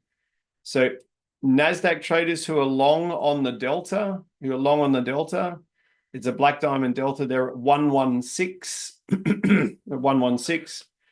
You're going to have to be very, very switched on, guys, with your risk control. The reason being is that German is selling. So the better entry, guys, the delta is valid, guys. So don't let me talk you out of the delta. It's actually valid. That is the better entry there, guys, the older static bar reversal. So for the Nazi traders, if you've grabbed the delta, let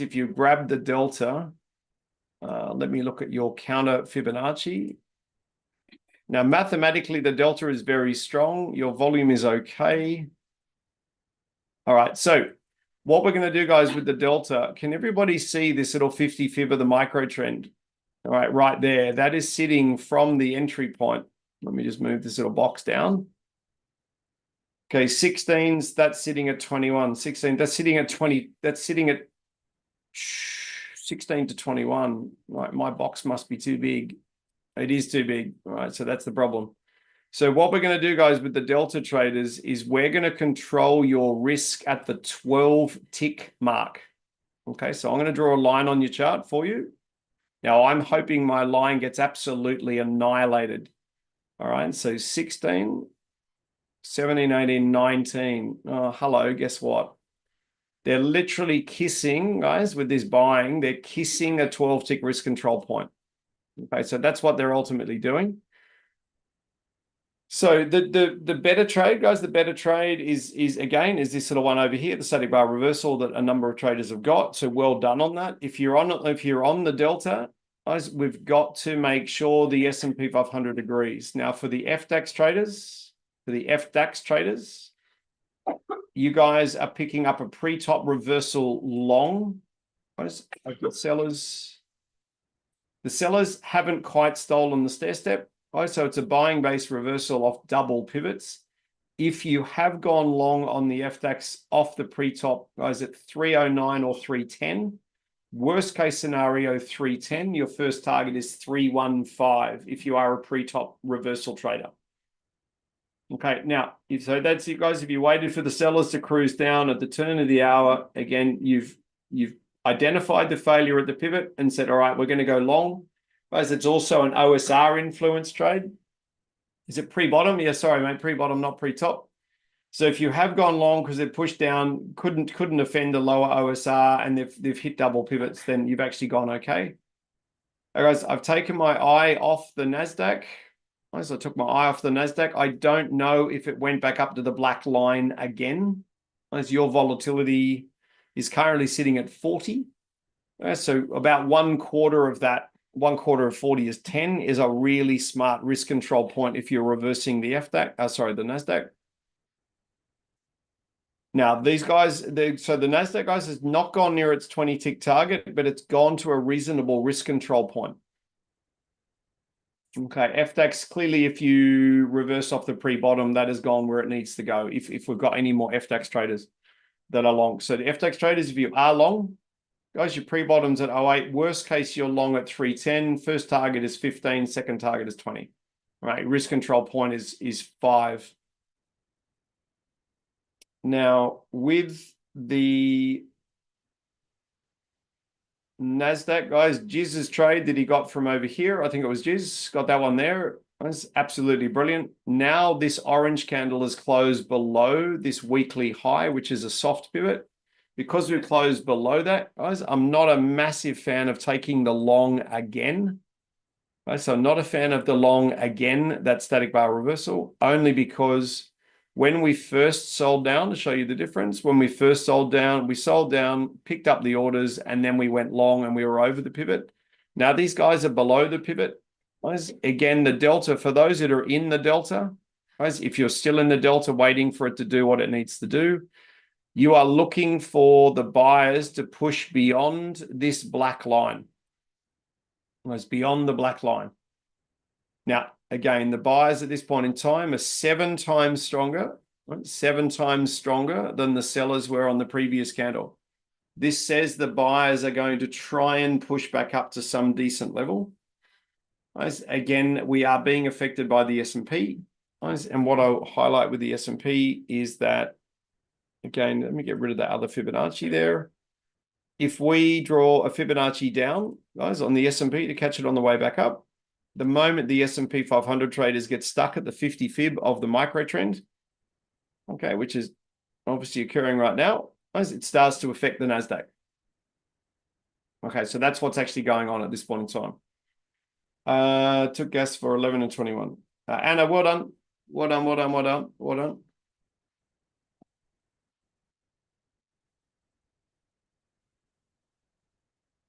Now, at this stage, if I did have FTX traders long, guys, at 310, it's already gone to 25 points. I was already gone 25 points the other way. So that trade, if you were an FTX trader, if you do trade off the pre-bottom, that trade is clearly gone positive as opposed to negative. Okay, I have a sneaking suspicion these markets are about to tank. All right, so let me just have a quick look.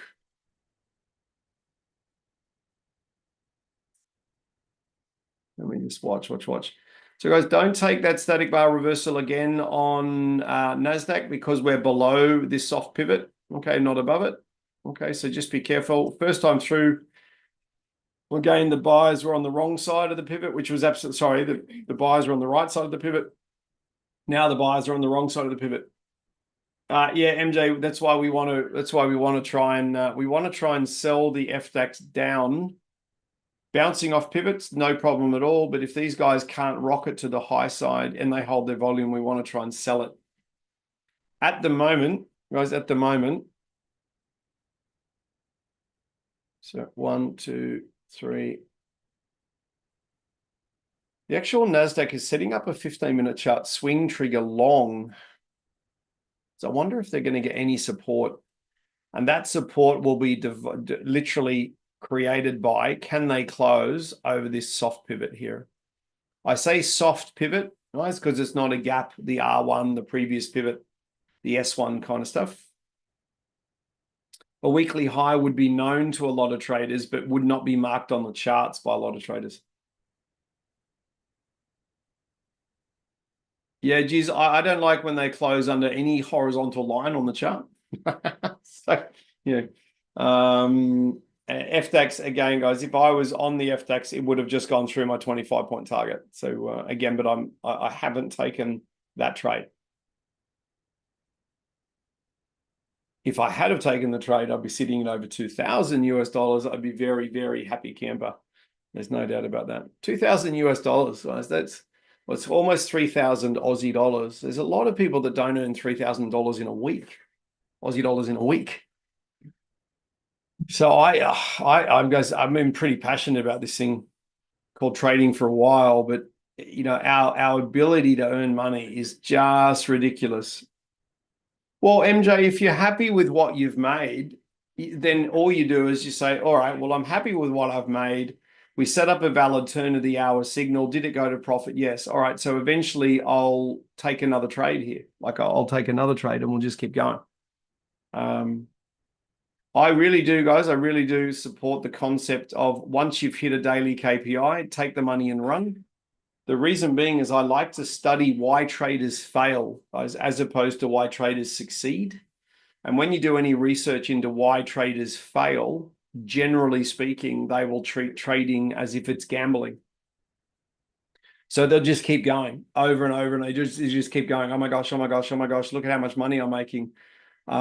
It's very much a gambling mentality, guys. We don't like gambling mentalities because it generally indicates that person believes that trading is not a mathematical game, guys. It's not a mathematical game. It is a game of chance. And may I suggest, guys, trading's got nothing to do with chance. Poker, roulette, throwing dices, that's chance. Using mathematics to find weak points in the market that other robots around the world take advantage of, that's not a game of chance. You're doing mathematics constantly to work out who's lost control of the market. Never ever given 1 cent back.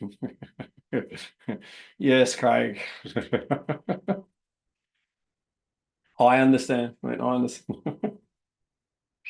I understand. All right. Now, at this stage,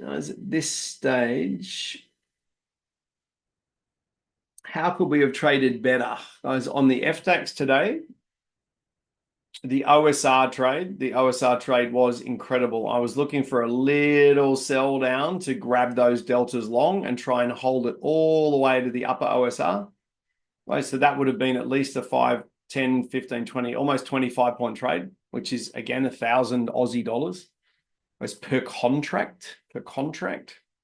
So I do want the FTAX traders to try and end with about, look, anything from 250 to 1,000 US a day, and that means we know we're moving in the right direction. There's no question about that. For Nasdaq, a little bit less than that when you first get started, but everything is relative, right? Everything's relative. What have we got here?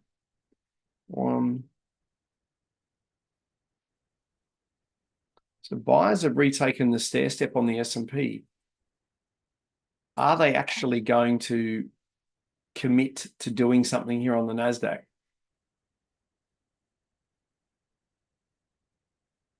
Okay, here we go. They're just working out what they're doing.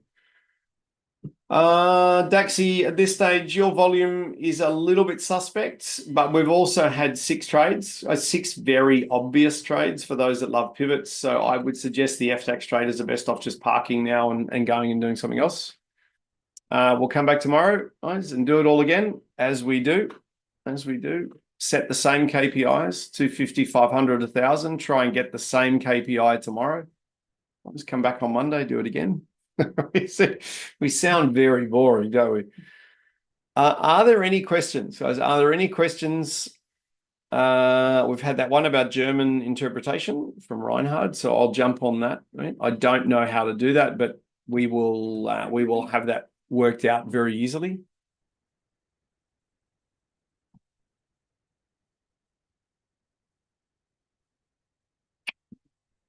Let's just watch here.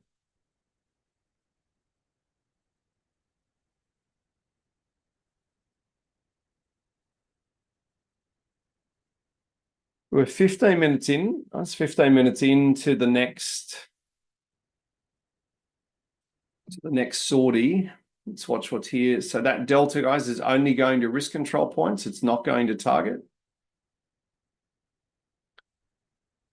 We know about the static bar reversal traded first time, but once we closed under the pivot, we didn't take it again because we don't want to get caught under the pivot. At this stage, what have we got? What have we got? We got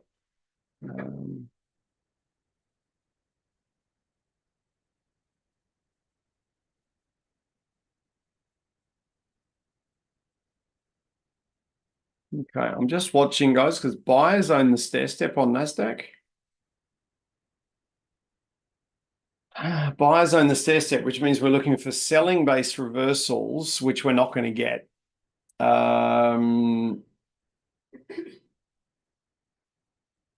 We can't take an efficient candle short. Right? So we've got an efficient candle short here, straight into pivots.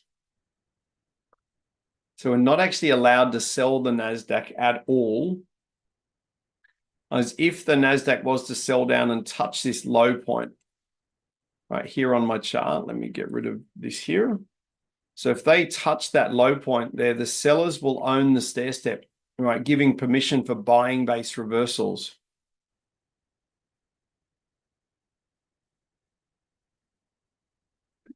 Two, three, 100. Yeah, mate, 100%. 2, 3, 100. Beautiful round number. FDAX is a good market to trade for beginners and small account. Jeff, I find the FDAX to be incredible to trade because you can trade it on the FDXM, which is the micro contract. So that means you're trading a €5 point, which is basically the same as trading the NASDAQ.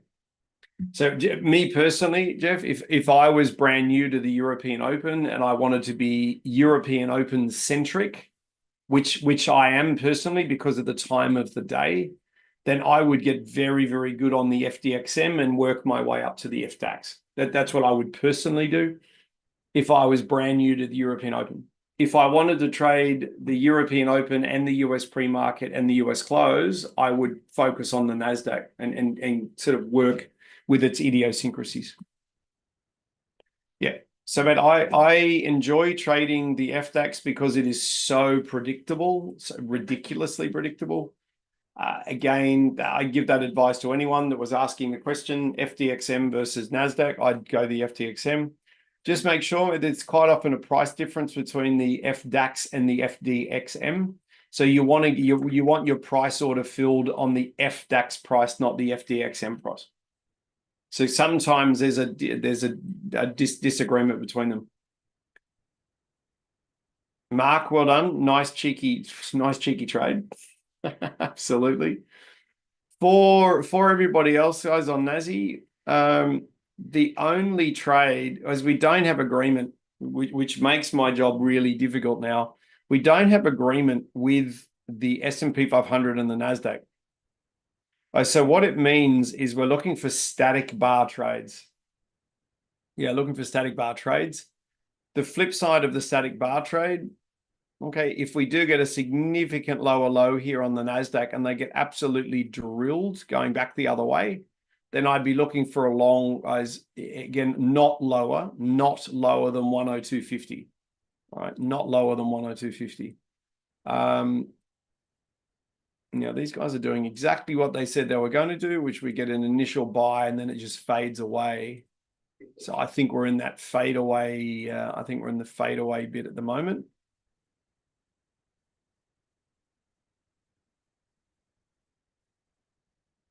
Okay.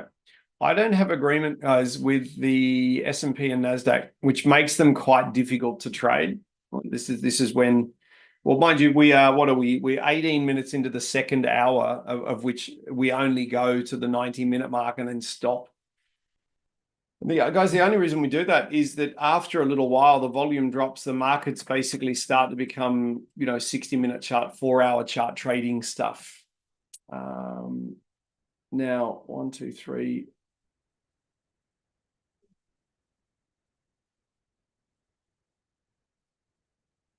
$16.50.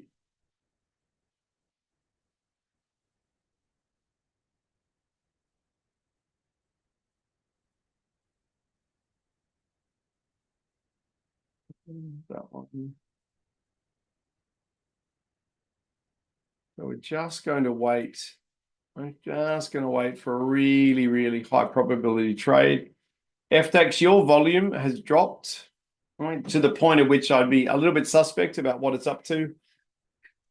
We spoke about the FDAX. You guys have had a copious opportunity to trade today, so I think you're looking pretty good at this point in time. For the NASDAQ traders, let me get rid of that. That bigger, I can hear little feet as running through the house. So there is a little girl currently trying to find where daddy is. Well, I hope she hasn't escaped. She hasn't escaped downstairs. She'll be very keen to come and say hello to everybody in the trading room. I would suggest at this stage for the US-based traders,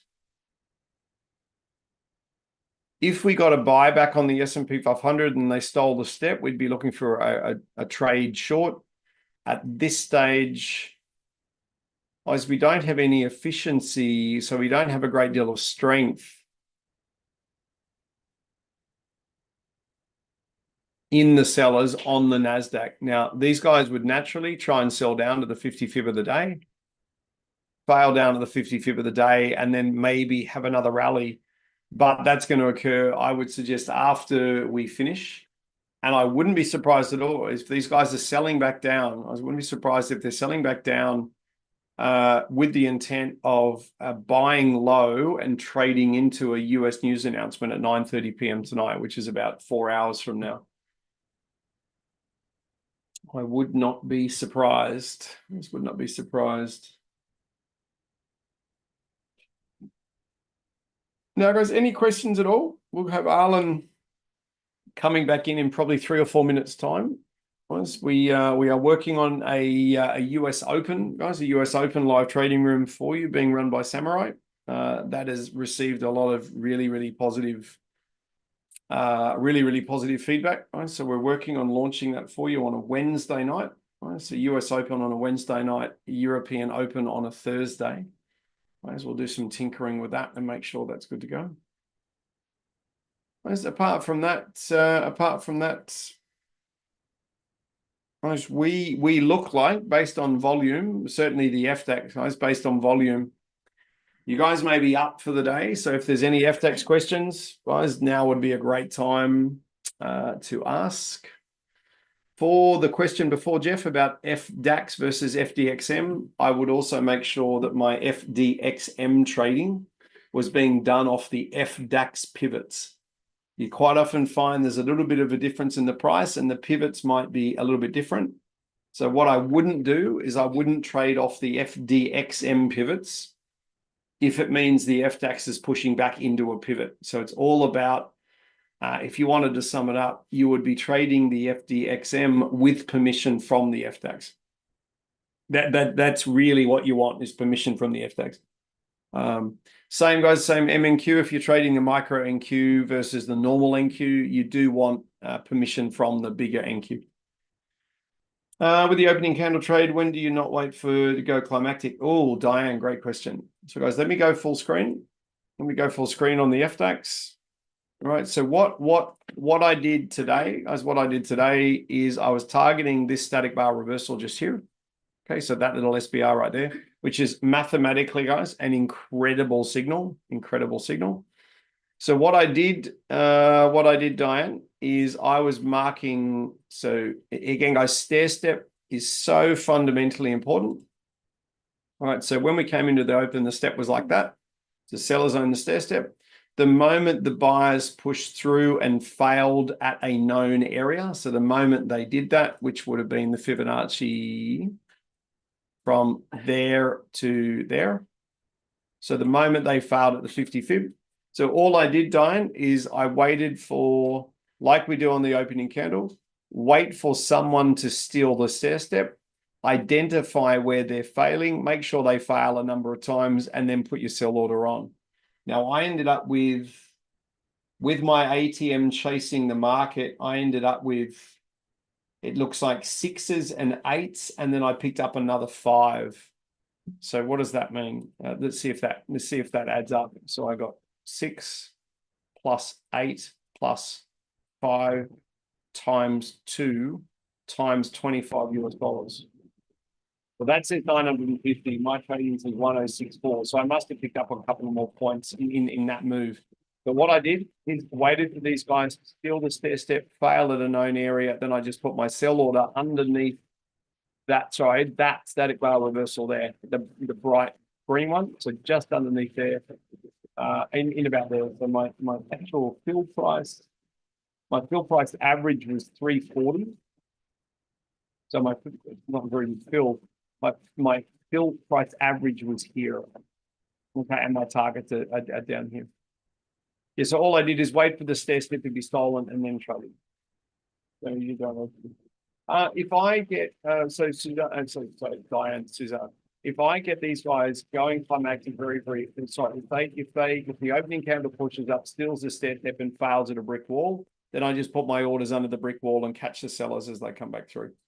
Now, if you did wait for the candle to go climactic, you still had exactly the same trade. You just ended up with exactly the same result as well. Yeah, it's a good one. So guys, stair step, a lot of this, and not being rude, but there are people out in the world that poo-poo stair step and say, oh no, stair step, can't be bothered doing it. That's okay. But every trade we took today was effectively a byproduct of step in the market, in every single trade. Bar the delta on NASDAQ, which all it did is go to its risk control point, didn't go any further. Apart from that delta, guys, everything has done exactly what it's required to do. So I don't mind using stair step as a foundation for what we're up to. So Diane, awesome question. That's an awesome question. Now I'm expecting young Arlen, guys, to come back in any second. I'll turn the camera back on.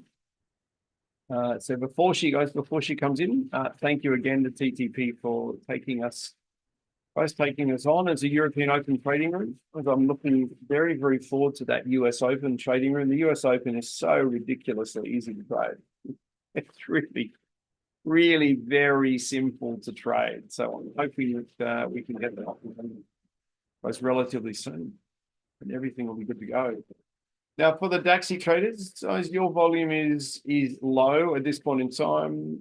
Again, if anybody's looking for another trade, you'd be looking for the FESX to get back inside its lower OSR, guys, which is sitting at the OSR is 58. So you would need at least a 59 close, and then you would look to trade that delta long on the FDAX at that point in time, that 310 delta, provided everything closes back inside the pivots on this candle, you would be looking to trade trade the FDAX back up to the open, provided the volume continues to wade into the market. You can see on the FDAX there, guys, what they've done is they've closed below the OSR, banged into the gap. They actually closed below the OSR. They gapped up, touched the gap, then turned around and ran back the other way. So that OSR, incredibly powerful sort of indicator. Not going to target today. Ken, you've got all of my touch 16 pay 10s have not gone to target. No, so they haven't hit target, but I trust you've probably been ATM'd, Ken. So some days your ATMs are horrible. Other days are amazing. My ATM on FDAX, as I've shared it with everybody, my ATM goes at 25-point target. I do touch 5, pay 2, and then touch 5, pay 2, touch 10, pay 5. Then every time it moves a point, 11, 12, 13, 14, just chase it. That ATM works perfectly for moderator.